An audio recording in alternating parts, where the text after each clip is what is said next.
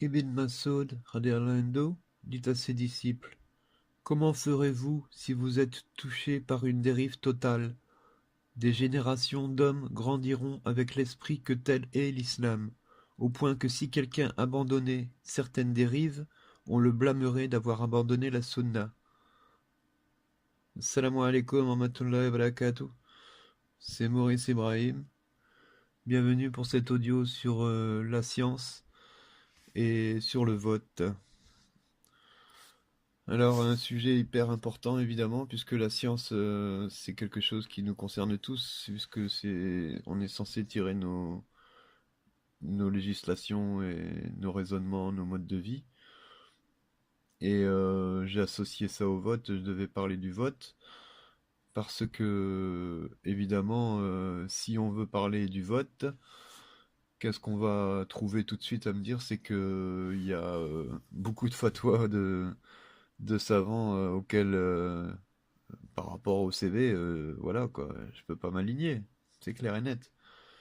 Mais en même temps, il faut observer quand même, parce que le prophète, paix et salut sur lui, nous a dit qu'il nous laissait le Coran et la Sunna. Les savants sont des hommes, et quand on a un doute sur des choses, on doit aller nous-mêmes au Coran et à la Sunna. Et voilà. Et ces savants, donc on peut observer déjà que ils sont tous un peu des mêmes endroits, des mêmes groupes de pensée. Ensuite, que leurs arguments sont assez peu fournis en sources coraniques et de sunna. C'est beaucoup de dialectique islamique, hein, mais c'est de la discussion autour de la nécessité, du moindre mal qui est détourné. Et donc, bon, après, il y en a certains qui ont tendance à aller choisir telle chair qu'ils aiment bien, et du coup, lui, il a fait une fatwa, donc ils vont dire, ben, lui, il est très bien, et il l'a fait, donc ça veut dire que...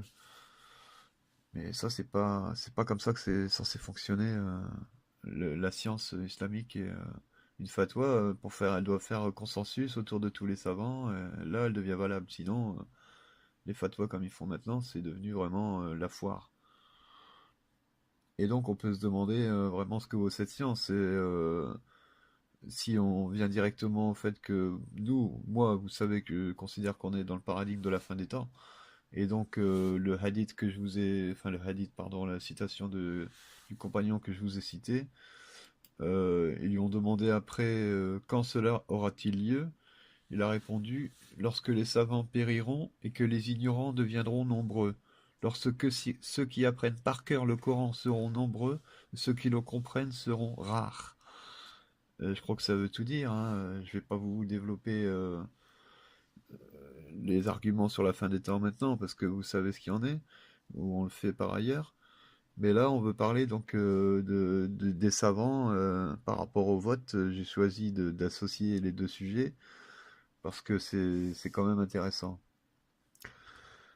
Et donc, les savants en général, moi, ce que j'ai l'habitude de dire sur les savants en général, par rapport à nous, à notre époque, là, je suis ancré dans mon époque, moi, je peux pas considérer les choses en étant, si je réfléchis pour une telle époque, c'est pour voir la pensée qui vient de l'époque, pour l'intégrer dans une étude de l'histoire. Mais nous, aujourd'hui, on doit penser dans notre époque à nous.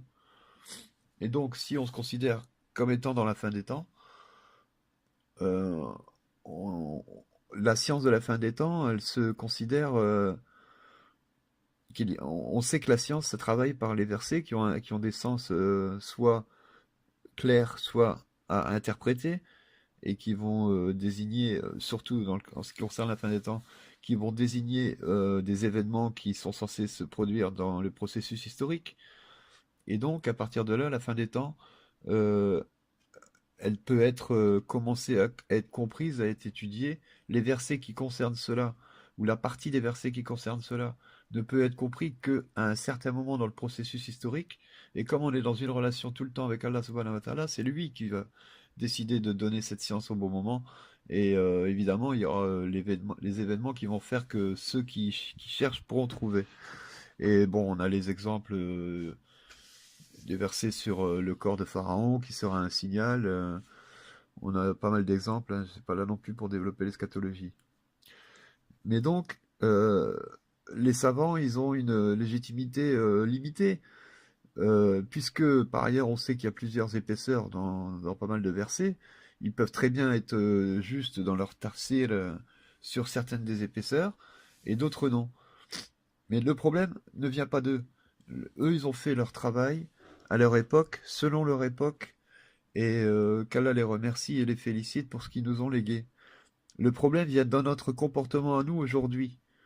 Parce que les gens ont tendance à aller taper maintenant sur Google ou aller dans un recueil ou lire des tafsirs et apprendre les interprétations qui ont été données comme quelque chose de figé et définitif parce que, sous prétexte que ça vient d'un tel qui est très réputé, c'est comme si c'était figé dans le temps et qu'il n'y avait plus moyen de penser autre chose de plus profond, de plus loin, d'ajouter de l'interprétation ou de le remettre en question parce que ce sont que des hommes.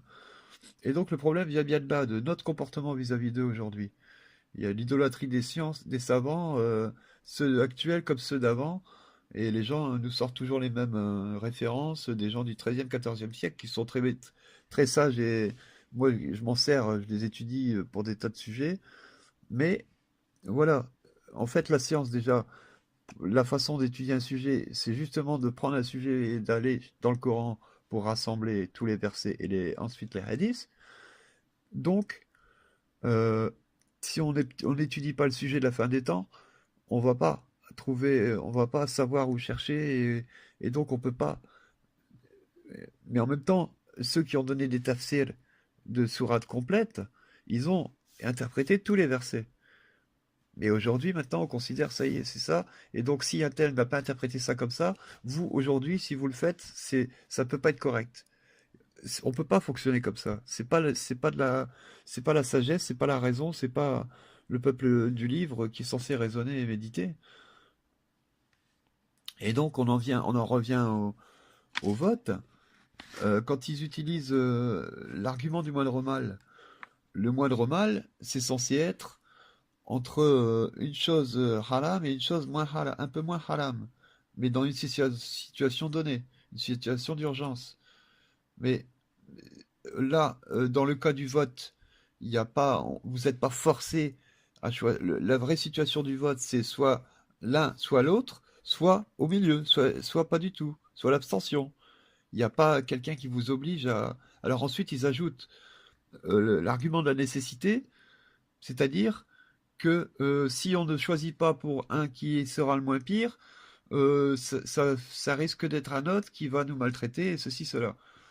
Et là, on voit bien tout de suite que ça, on est dans l'utopie, puisque si on prend l'exemple avec un peu de recul des États-Unis, les musulmans aux États-Unis, figurez-vous qu'ils ont voté pour Bush parce que son opposant, il y avait le vice-président de Al Gore, c'était un sioniste. Et ils ont dit Bush est un chrétien, et ils ont utilisé le verset, vous trouverez certes des chrétiens qui sont disposés à vous aimer. Alors que ce verset-là s'interprète dans la fin des temps, certes, mais il désigne Rome. C'est certainement pas les chrétiens comme Bush aux États-Unis qui sont ceux qui aiment les musulmans. Mais ils se sont pas gênés pour l'utiliser et pour appeler à voter pour Bush.